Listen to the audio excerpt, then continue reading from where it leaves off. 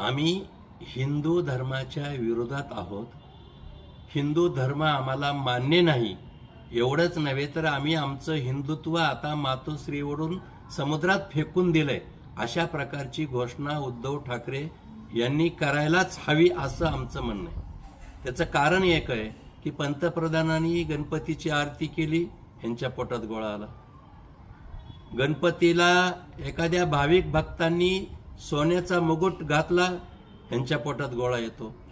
प्रभू रामचंद्राचा अपमान शरद पवारांच्या समोर झाला, हे काही बोलत नाहीत। स्वामी समर्थाचा अपमान पवारांच्या समोर झाला, तरी हे काही बोलत नाहीत। मला असं वाटतं की केवळ राजकीय स्वार्थापोटी मताचं लांगून चालन करण्याची भूमिका उद्धव ठाकरेंनी घेतलेली आहे आणि खऱ्या अर्थाने त्यांनी आता घोषणाच करावी की आम्ही हिंदू धर्माच्या विरोधात आहोत।